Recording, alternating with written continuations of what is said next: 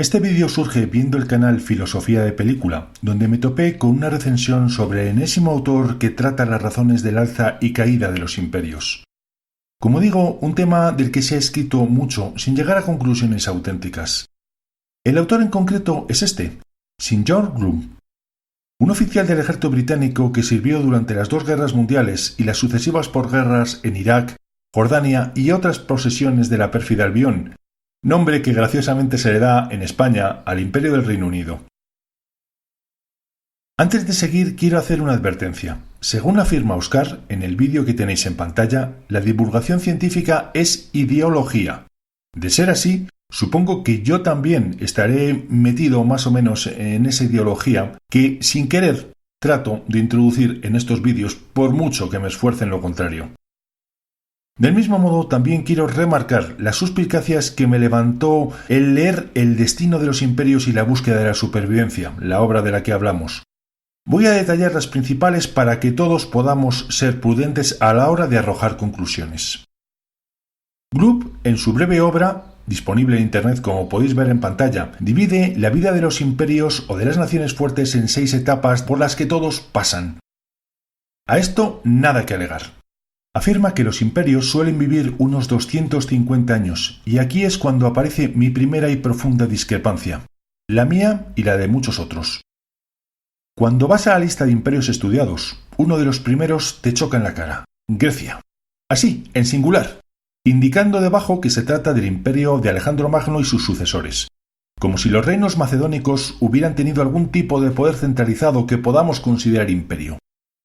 Pero después divide al romano en dos, el republicano y el imperial.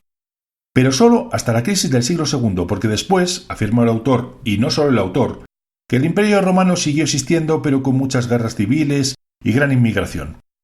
Por lo visto, el autor se une a todos esos historiadores para quienes la recuperación de territorios realizadas por césares como Galiano, Claudio el Gótico o Aureliano ya no es el imperio romano.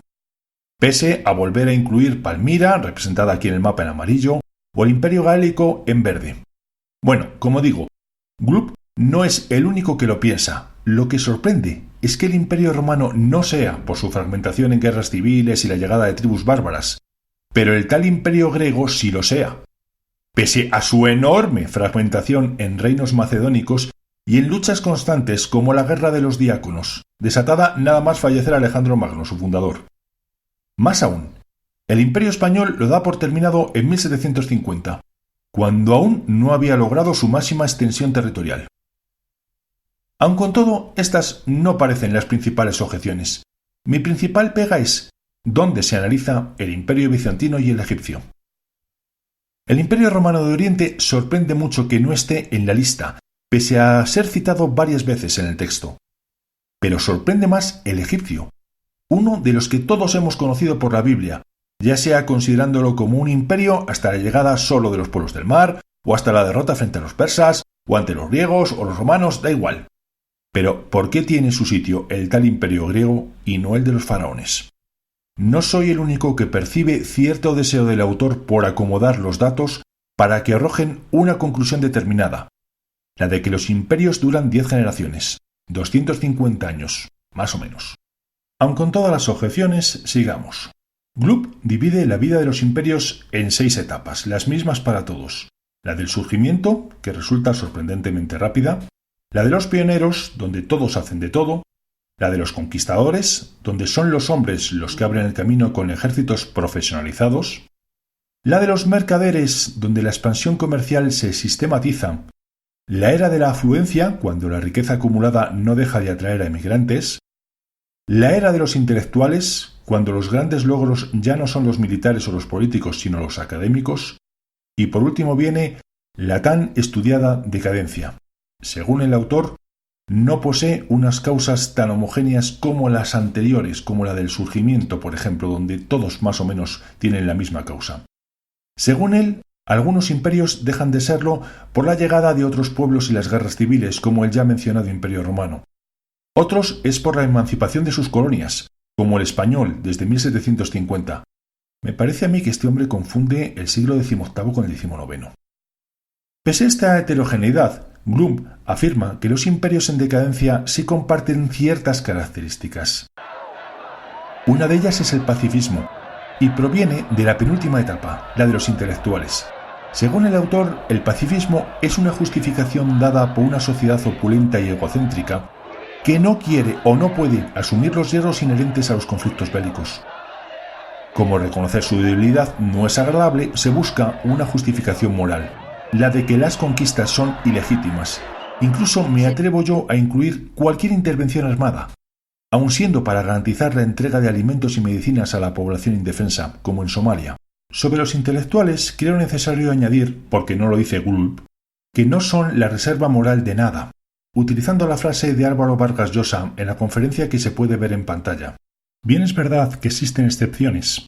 José Antonio Millán nos cuenta el caso de Albert Camus, un hombre que luchó contra los alemanes en Francia, recibió una medalla por ello, y siempre dijo que había hecho muy poco y no la llevaría.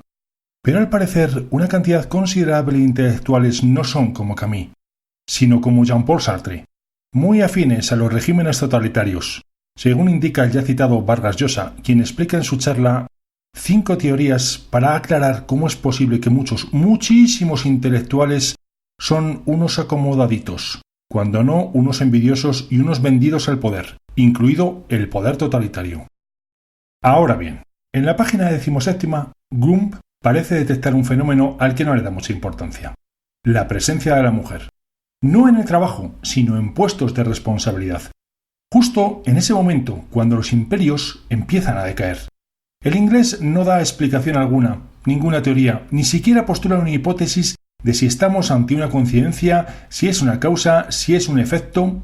El caso es que se ha detectado lo mismo incluso en imperios tan aparentemente misóginos como el de los abásidas de Bagdad. Pero al mismo tiempo, el autor señala que resulta un éxito efímero porque se produce justo cuando llega la inmigración masiva. Y con ella, el aumento de la delincuencia, los peligros de salir sola de casa, la necesidad de ir protegida y demás dificultades que los hombres pueden sobrellevar solos y las mujeres no tanto. Que Gluck no aventure hipótesis alguna por ser políticamente correcto lo veo muy poco probable, porque cuando publicó su obra, el feminismo de tercera hora no existía. Ante la callada del autor me atrevo a introducir mi conjetura. La caída de los imperios se produce poco después de que una de las profesiones más valoradas sea la de los intelectuales, es decir, aquella que se realiza sin grandes esfuerzos físicos, en lugares cómodos y seguros, con unos horarios muchas veces perfectamente compatibles con ser madre. Por si esto fuera poco, las mujeres entran cuando están implantadas las ideas pacifistas, es decir, aquellas que proclaman la paz a cualquier precio. El pacifismo no persigue terminar con la violencia, sino no utilizar la propia fuerza, ni siquiera para defender a los pobres y los hambrientos. Este ambiente constituye un caldo perfecto para que un sexo con una considerable aversión al riesgo, lo que siempre se ha llamado cobardía, dé el salto a la vida pública, incluso a las altas jerarquías. El instinto de controlar y mandar es algo innato a la mujer, como ya se ha desarrollado en otros vídeos. Si no lo ha hecho durante buena parte de la historia, los datos parecen indicar que no fue por falta de deseo, ni ganas, y mucho menos por acción represiva del sexo masculino. Más bien la información de que disponemos apunta a que las condiciones de la civilización no lo permitieron. Después de todo, las mujeres son las que llevan la vida dentro y la naturaleza las ha dotado del sentimiento para proteger a las crías protegiéndose a ellas mismas, tanto en los momentos de la gestación como durante los años en las que deben cuidarlos, amamantarlos, mantenerlos vivos, años que han sido unos 5 durante la mayor parte de la existencia humana. Esto es incompatible con levantar edificios o ir a las guerras, pero el espíritu de competitividad sigue vigente.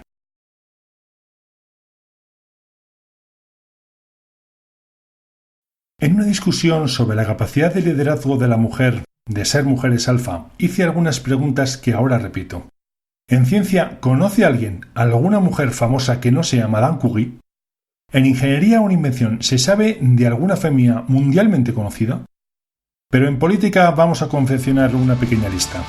Theresa May, Angela Merkel, Margaret Thatcher, Victoria de Inglaterra, Isabel II de España, Catalina la Grande de Rusia, Isabel I de Inglaterra o de España, da igual, Cleopatra VII, Nefertiti, y ya he perdido la cuenta de todas las que me he dejado por el camino.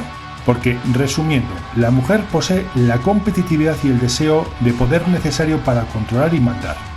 Solo hace falta que desaparezcan las consecuencias peligrosas que acarrea el mando para que se produzca la entrada masiva de féminas.